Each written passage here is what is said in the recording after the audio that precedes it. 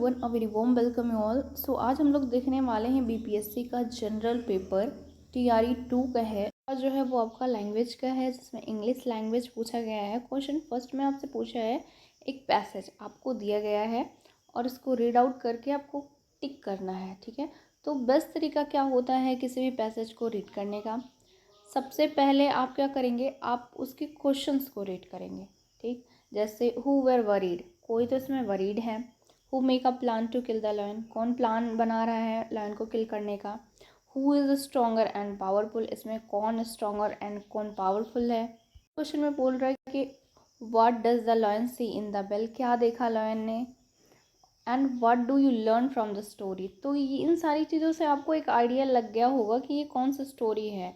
अगर आपने पढ़ा हो तो जिसमें लॉयन क्या रहता है, अपनी परछाई देख के कुएं में कूद जाता है ना, वो वाली कहानी अगर आपने पढ़ी हो तो सेम वही स्टोरी है। अब हम रीड आउट करते हैं पैसेज। अब हमें इससे आइडिया लग गया कि हमने ये कहानी कहीं ना कहीं बचपन में पढ़ी है। ठीक, तो चलिए स्टार्ट करते हैं। करते से A lion lived in a jungle and he killed many animals every day for his meal, यानी अपने खाने के लिए जो lion था वो डेली एनिमल्स को किल करता था। All the animals of the jungle were worried about this and they go to lion to discuss the issue, और सारे एनिमल इकट्ठा होते हैं और फिर वो जाते हैं किसके पास, लायन के पास, इस इशू को डिस्कस करने।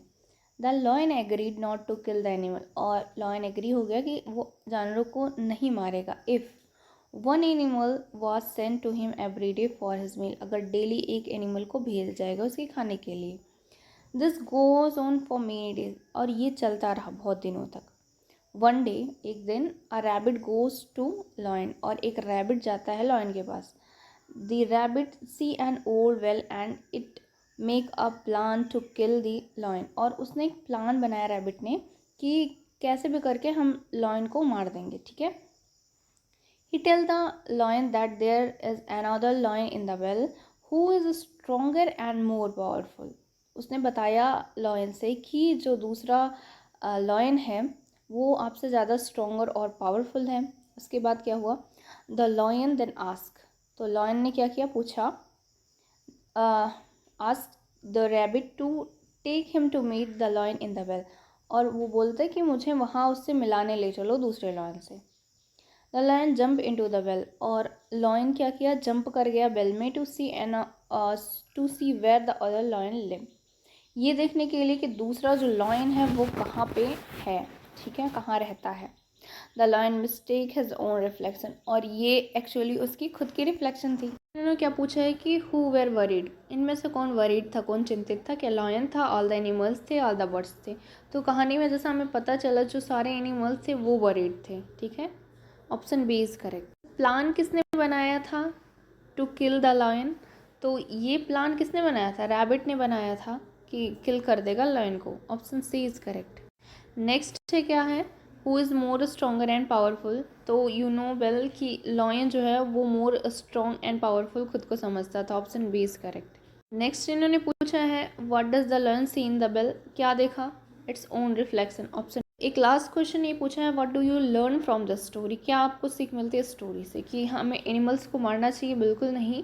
विजडम इज़ मोर स्ट्रॉन्ग, या small rabbit can't win a lion, तो ये भी गलत है। तो ऑप्शन बी जो है वो करेक्ट है कि wisdom is more strong. Question आपसे प्रिपोजिशन से पूछा है, in complain dash the office order, क्या होगा इसमें, विथ ऑफ फॉर, तो इसमें क्या होगा, कंप्लेंस के साथ हमेशा क्या लगता है, विद लगता है। ठीक है, तो ऑप्शन ए जो है वो करेक्ट है, कंप्लेंस विद दिस या complain with something, so with लगता है इसके साथ। Option A is correct. Question बोल रहे कि पैटर्नल फैमिली जो होता है बिलोंग करता है कौन से साइड से, फादर के, मदर के, ग्रैंड सन के, तो ये क्या है, पैटर्नल जो होता है वो फादर के साइड से होता है और मैटरनल जो होता है वो मदर के साइड से होता है। तो ऑप्शन ए इज करेक्ट। यहाँ से आपका सेकेंड लैंग्वेज यानी हिंदी का स्टार्ट होता है। अब इन्होंने किस तरीके से क्वेश्चन पूछे हैं वो देखते हैं। इन्होंने क्या बोला है कि निम्नलिखित प्रत्येक वाक्य के एक शब्द रेखांकित हैं। ठीक है, इनमें से रेखांकित शब्द के लिए अर्थ की दृष्टि से उपयुक्त विकल्प आपको चुनने हैं। तो देखते हैं क्वेश्चन क्या क्या है। फर्स्ट क्वेश्चन ने पूछा है कि तुम्हारा अगला कदम क्या होगा, तो अगला अंडरलाइन है तो इसी को बताना है इसका अर्थ क्या होगा। अग्र होगा, बिल्कुल होगा, अग्र होता है अगला। पुरस्तात ये भी होगा, अचल जो है ये नहीं होगा। तो पहला और दूसरा सही है, तो ऑप्शन कौन सा सही है, उपयुक्त में से एक से अधिक, option D is correct. Next question आपसे बोल रहा है कि इस वर्ष अनाज का भरपूर उत्पादन हुआ। तो अनाज, इसका अर्थ क्या है? अनुपम, नहीं, अन्न, चोखा। तो अन्न होगा, ऑप्शन बी जो है वो करेक्ट है। अनाज का क्या होता है? अन्न होता है, तो option B is correct. Question आपसे पूछ रहा है कि वैदिक काल में सर्वश्रेष्ठ देवता इंद्र थे। तो इंद्र को अंडरलाइन किया है, ये बताना है इसका अर्थ क्या है। तो सर्क है, अमर, पति है, तो ये दोनों ही जो है इसका अर्थ है, ठीक है। ये पर्यायवाची कह सकते हैं, दोनों है। तो ऑप्शन कौन सा सही होगा? Option D is correct. Next question आपसे पूछ रहा है, बताइए कि धरा का क्या होगा। वृक्ष धरा के आभूषण है, तो धरा का क्या होगा? क्या धान्वी होगा, माया होगा, धारा होगा? तो ना धान्वी होगा, ना माया होगा, ना धारा होगा। धरा का क्या होता है एक्चुअली? होता पृथ्वी होता है, वसुधा होता है, भूमि होता है। तो इनमें से ऐसा कोई नहीं दिया है, तो ऑप्शन ई हम टिक करेंगे। इसमें आपसे बोल रहा है कि इनमें से आपको उपसर्ग छांटकर सही विकल्प चुनना है, ठीक है। पहला जो है वो अधिकार है, तो कार इसमें जो है वो मूल शब्द है। अधि जो है ये क्या है? ये उपसर्ग है, तो option A is correct. Next है अनुदान, ठीक है। तो इसमें दान जो है वो मूल है, अनु जो है वो क्या है? उपसर्ग है। तो ये अन्नो एक भी नहीं होगा, तो ऑप्शन ई जो है वो करेक्ट होगा। नेक्स्ट क्वेश्चन है कि आत्मगौरव का आपको बताना है कि उपसर्ग क्या है, इसमें क्या है। तो गौरव जो है वो मूल शब्द है, आत्म जो है वो कैसा है? ये उपसर्ग है, तो option A is correct. Question है, बताइए उत्कृष्ट में क्या है उपसर्ग। तो उत जो है ये बिल्कुल सही है, उत प्लस कृष्टि। तो कृष्ट जो है वो मूल शब्द है, कृ तो बिल्कुल नहीं होगा, उत है, तो ये ऑप्शन बी इज करेक्ट, ठीक है। तो ऑप्शन नेक्स्ट आपसे बोल रहे कि 17 से 20 तक जो क्वेश्चन है इसमें आपको समास खोज के बताना है, ठीक है। तो पहला जो है वो है यथाशीघ्र। अब बताइए इनमें से कौन सा है? क्या कर्मधारय है, या अव्ययी है, या तत्पुरुष है? तो यथाशीघ्र या शीघ्रता के अनुसार, तो अव्यय लगा है ना, पहला पद जब अव्यय होता है तो उसे हम क्या कहते हैं? अव्ययी भाव। तो ऑप्शन बी जो है वो करेक्ट है। आपको समास बताना है, गगनचुंबी क्या है? तत्पुरुष है, द्वंद्व है, या बहुव्रीहि है? तो इनमें से कौन सा है? तो ये है आपको गगन को चूमने वाला, को जब कारक आ जाता है तो हम तत्पुरुष लगा देते हैं, ठीक है। तो ऑप्शन ए जो है वो करेक्ट है। नेक्स्ट क्वेश्चन है कि नियम अनुसार, तो नियम के अनुसार, तो ये इसमें भी अव्यय आ रहा है ना, तो ये क्या होगा? अव्ययी भाव होगा। इसमें तत्पुरुष दिया नहीं होगा, बहुव्रीहि भी नहीं होगा, द्वंद्व भी नहीं होगा। तो ऑप्शन कौन सा सही हो जाएगा? ऑप्शन ई जो है वो करेक्ट। पीताम्बर, पीताम्बर में कौन सा समास है? क्या ये द्वंद्व है? तो द्वंद्व तो बिल्कुल नहीं है, बहुव्रीहि और कर्मधारय। बहुव्रीहि, ये बहुव्रीहि भी हो सकता है और कर्मधारय भी हो सकता है। अगर हम कहें पीला है अंबर जिसका अर्थात विष्णु, तो ये होगा आपका बहुव्रीहि। और सिर्फ बोले पीला है अंबर, तो ये क्या हो जाएगा? कर्मधारय। तो ये दोनों ही हैं, ऑप्शन डी जो है वो करेक्ट है। से 23 तक क्या पूछा है? तो इन्होंने पूछा है कि शुद्ध वाक्य आपको सुनकर बताने हैं। मैं संध्या काल के समय घूमने जाता हूँ, इसका शुद्ध वाक्य क्या होगा? मैं संध्या काल को घूमने जाता हूँ, मैं संध्या काल घूमने जाता हूँ, मैं घूमने जाता हूँ संध्या काल के समय। तो इनमें से कौन सा सही है? ऑप्शन बी जो है वो बिल्कुल करेक्ट है। मैं संध्या काल घूमने जाता, घूमने को ये एक्स्ट्रा लगा दिया गया इसलिए गलत है, तो ऑप्शन बी इज करेक्ट। आपसे पूछ रहा है कि गंगा पतित पावन नदी है, ठीक है। तो इनमें से कौन सा सही है? गंगा पतित पावनी नदी है, गंगा पतित पावनी है, या गंगा पतित पावन है? तो पावन तो बिल्कुल नहीं होगा, ठीक है। ये स्त्रीलिंग है तो उसी में ही ये सेंटेंस रहेगा। तो गंगा पतित पावनी है, ये भी नहीं होगा क्योंकि इसमें नदी भी दिया है, तो नदी तो इसमें है नहीं। तो ऑप्शन ए करेक्ट है, गंगा पतित पावनी नदी है, ऑप्शन ए इज करेक्ट। इस क्वेश्चन आपसे बोल रहा है कि आज कृष्ण जन्माष्टमी की छठी मनाई जाएगी। इनमें से आपको करेक्ट खोजना है ऑप्शन से। आज मनाई जाएगी कृष्ण जन्माष्टमी की छठी, गलत है ये। आज जन्माष्टमी की छठी मनाई जाएगी, ये भी गलत है। आज छठी कृष्ण जन्माष्टमी की मनाई जाएगी, ये भी गलत है। तो सही कौन सा है? सही क्या होगा? इसको एग्जैक्टली होना क्या चाहिए था? आज कृष्ण जन्म की छठी मनाई जाएगी, तो ये ऑप्शन है ही नहीं, तो option E is more correct. Next question आपसे बोल रहा है कि निम्नलिखित वाक्य या वाक्यांश के लिए उपयुक्त विकल्प चुनकर आपको लिखना है। चलिए आइए उन्होंने पूछा है जिसकी कल्पना ना की जा सके, क्या है? अकल्पनीय, बिल्कुल सही है। कल्पनातीत, ये तो बिल्कुल गलत है।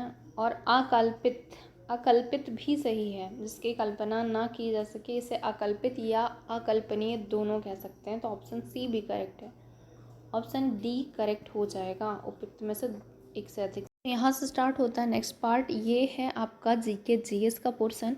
इसमें इन्होंने पहला क्वेश्चन क्या पूछा था, तो the aqueous solution whose pH is 0 will be. अगर कोई पीएच सॉल्यूशन है उसका पीएच जो है वो 0 पे है तो वो क्या एसिडिक होगा, एम्फोट्रिक होगा या एल्काइन होगा। तो जैसा कि आपको पता है कि 7 अगर है तो वो न्यूट्रल है। 7 के इस साइड आगे की तरफ जाएंगे यानी कि 7, 8, 9, 10, तो ये क्या होगा, ये बहुत ज़्यादा बेसिक होता चला जाएगा। और इस साइड आएंगे तो ये बहुत ज़्यादा एसिडिक होता चला जाएगा। तो अगर 0 पे पहुंच गए हैं तो यानी कि वो हाईली एसिडिक होगा। ऑप्शन ए जो है वो करेक्ट। नेक्स्ट क्वेश्चन आपसे बोल रहा है कि इनमें से कौन सा जो इंट्रैक्शन है वो सबसे वीकेस्ट है, क्या इलेक्ट्रोमैग्नेटिक, इलेक्ट्रोस्टैटिक या ग्रेविटेशनल। तो आपको पता होना चाहिए कि ग्रेविटेशनल जो है वो मैक्रोस्कोपिक होता है। ये दोनों कैसे होती हैं, ये माइक्रोस्कोपिक होती है, इसलिए वजह से ये होते हैं स्ट्रॉन्ग। ग्रेविटेशनल जो होता है वो होता है वीक, या हम कह सकते हैं वीकेस्ट होता है। तो ऑप्शन ए सी जो है वो करेक्ट है। नेक्स्ट क्वेश्चन आपसे बोल रहा है कि इनमें से कौन सा है जो कि एक इंसेक्टिवोरस प्लांट है, क्या कैस्कुटा है? नहीं, ये पैरासिटिक होता है। एरोब्रांचिया, ये भी पैरासिटिक होता है। लेकिन ड्रोसेरा जो होता है ये, इसको संड्यू बोलते हैं नॉर्मली। ऐसे ऐसे करके स्ट्रक्चर कुछ होता है, ठीक है। और यहाँ पे जैसे ही कीड़े बैठते हैं ये बंद हो जाता है। तो ड्रोसेरा जो है ऑप्शन सी जो है वो करेक्ट है। कि एंडोलिम्फ जो है वो फ्लूइड है, ठीक है। वो कहाँ पे प्रेजेंट होता है, ये स्कैरिस में होता है, आइज में होता है या इंटरनल ईयर में होता है। तो ये आपके इंटरनल ईयर के अंदर होता है, एयर ड्रम के अंदर ये प्रेजेंट होता है। Option C is correct. Next question आपसे बोल रहा है कौन सा ऐसा टेम्परेचर है अ फेरोमैग्नेटिक जो होता है मटेरियल वो बिकम अ पैरामैग्नेटिक बन जाता है। फेरोमैग्नेटिक से ये पैरामैग्नेटिक कौन से टेम्परेचर पे हो जाता है। तो इस टेम्परेचर को पार्टिकुलर नेम देते हैं जिसे बोलते हैं क्यूरीज टेम्परेचर, ठीक है। तो ऑप्शन बी जो है वो करेक्ट है। इस क्वेश्चन फिर आपसे इन्होंने पूछा है कि कौन सा पॉजिटिवली चार्ज पार्टिकल है जो emitted by radioactive material या एलिमेंट। रेडियो एक्टिव एलिमेंट के द्वारा कौन सा इनमें से पॉजिटिव चार्ज पार्टिकल इमिट होता है। तो बीटा जो होता है इस पर कोई भी चार्ज पार्टिकल नहीं होता। अल्फा जो होता है इस पर पॉजिटिव चार्ज पार्टिकल होता है। तो ऑप्शन बी करेक्ट है। कैथोड रेज नहीं होती, ये इलेक्ट्रिक क्वेश्चन इन्होंने पूछा है कि स्टोमेटा जो होता है वो टिनी पोर होता है on the surface of leaf through which plant take. क्या लेते हैं प्लांट, क्या वो नाइट्रोजन लेते हैं? बिल्कुल नहीं लेते, ये रूट से लेते हैं। कार्बन डाइऑक्साइड या वाटर, वाटर जो है ये जाइलम से लेते हैं, ठीक है। और ये जो CO2 यानी गैसेस एक्सचेंज जो भी होता है प्लांट के लीफ के ऊपर वो स्टोमेटा से होता है। तो ऑप्शन बी करेक्ट है। नेक्स्ट क्वेश्चन आपसे यहाँ से जीके से स्टार्ट है। Where is headquarter of integrated defence staff located in India. कहाँ पे लोकेटेड है इंटीग्रेटेड डिफेंस स्टॉप इंडिया में? तो ये कहाँ पे है, न्यू दिल्ली में है। तो ऑप्शन ए जो है वो question is asking where is international court of justice जो है वो लोकेटेड है, कहाँ पे है? तो ये हेग नीदरलैंड में है, दिल्ली में नहीं है, पेरिस में भी नहीं है। Option A is correct. Next question क्या पूछ रहा है, which city district in Bihar is famous for silk textile production. इनमें से कौन सा ऑप्शन दे, भागलपुर है, पटना है या चंपारण है? तो भागलपुर बहुत ज़्यादा फेमस है सिल्क के लिए। नेक्स्ट है कि वर्ल्ड अर्थ डे कब सेलिब्रेट किया जाता है। तो ये कब किया जाता है, ये 22 अप्रैल को किया जाता है। नेक्स्ट क्वेश्चन आपसे पूछा, ये करंट अफेयर का है कि प्यार का पौधा कंपेनियन जो है वो लॉन्च किया गया था बिहार गवर्नमेंट के द्वारा कब। तो ये 14 फेब 2020 को लॉन्च किया गया था। तो ऑप्शन सी जो है वो आपसे पूछ रहा है कि which district of Bihar has lowest literacy rate. इनमें से कौन सा है। तो पूर्णिया जो है इनमें सबसे कम लिटरेसी रेट है, यानी ऑप्शन बी जो है वो करेक्ट है। नेक्स्ट क्वेश्चन आपसे बोला है कि what was the distance covered by javelin throw by Neeraj Chopra in Tokyo Olympic. कितना डिस्टेंस इन्होंने कवर किया था जेवलिन थ्रो में। सो ये कितना था, 87.58 मीटर। ऑप्शन ए जो है वो बिल्कुल करेक्ट है। नेक्स्ट क्वेश्चन है who among the following is chairman of cotton council of India. कौन है उस टाइम पे, यानी कि 2020 का ये बोल रहे हैं। तो उस टाइम पे कौन था? सो कौन था? किशोर मीरानी। ऑप्शन सी जो है वो करेक्ट है। आपसे नेक्स्ट क्वेश्चन पूछा है कि गंगा का मैदान जो है is full of which type of soil. तो गंगा के मैदान में ज़्यादातर कैसी सॉइल पाई जाती है? एलुवियल सॉइल पाई जाती है। तो ऑप्शन सी जो है वो बिल्कुल करेक्ट। नेक्स्ट है कि आपसे पूछा है कि सोमेश्वर पीक जो है बिहार में, उसका जो हाइट है वो कितना है? तो ये कितना है? तो 875 मीटर है। ऑप्शन ए इसका। नेक्स्ट है कि बिहार में सबसे हाईएस्ट रेनफॉल कहाँ पे होता है? तो देखिए, सबसे ज़्यादा रेनफॉल जो होता है वो किशनगंज में होता है, बट ऑप्शन में इन्होंने किशनगंज नहीं दिया था, इन्होंने किशनगढ़ दिया था, तो ये गलत है। तो ऑप्शन ई जो है वो बिल्कुल करेक्ट हो जाएगा। कि where does the Chenab river finally join the Indus river. कहाँ पे ज्वाइन करती है? तो ये मिठानकोट में ज्वाइन करती है। नेक्स्ट क्वेश्चन है कि मेलघाट टाइगर रिजर्व जो है वो किससे एसोसिएटेड है? तो ये महाराष्ट्र से एसोसिएटेड है। ऑप्शन बी जो है वो बिल्कुल करेक्ट है। नेक्स्ट क्वेश्चन इन्होंने पूछा कि Barabar hills are situated in vicinity. Question आपसे पूछ रहा है कि in which year was the Madras Mahajan Sabha formed. तो ये कब हुई थी फॉर्म? ये हुई थी आपका 1884 में, जो कि ऑप्शन में नहीं दिया है। तो ऑप्शन ई जो है वो बिल्कुल करेक्ट है। नेक्स्ट क्वेश्चन है कि सेल्फ रिस्पेक्ट मूवमेंट किसने स्टार्ट किया था? ये पूछ रहा है कि इंडिया में किसने किया था।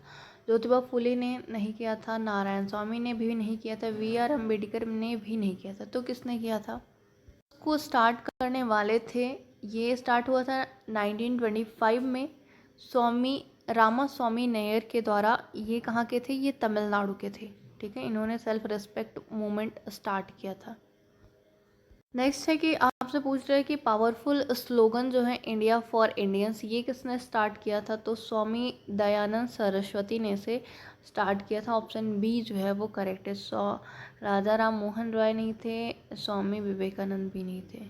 नेक्स्ट क्वेश्चन है कि in which year did all India Muslim League table to demand separate Pakistan. कब इन्होंने ये मांग किया था कि हमें सेपरेट पाकिस्तान चाहिए? ये उन्होंने किया था 23 मार्च 19। आपसे बोल रहे हैं कि who form a Congress ministry in Bihar as premier on 20 July 1937। तो कौन थे इनमें से? तो ये थे श्री कृष्ण सिन्हा, जिन्होंने 20 जुलाई 1937 को इन्होंने बिहार में कांग्रेस मंत्रिमंडल का गठन किया था। क्वेश्चन है कि बाबू कुंवर सिंह जो थे वो एसोसिएटेड थे किससे? आरा से, भागलपुर से या पटना से?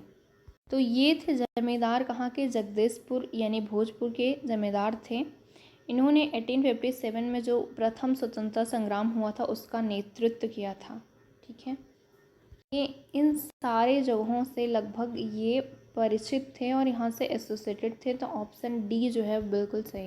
आर्य समाज की स्थापना किसने की थी? तो स्वामी दयानंद सरस्वती ने की थी। ऑप्शन बी जो है। पहला जो इंडियन नेशनल कांग्रेस था वो कहाँ पे हेल्ड हुआ था? तो ये बॉम्बे में हुआ था। यहाँ पे ये हो गया आपका ख़त्म। मैंने बहुत ज़्यादा डिटेल में नहीं बताया क्योंकि ये एज जनरल नॉलेज था और इसको अगर हम डिटेल में देखते तो बहुत टाइम चला जाता।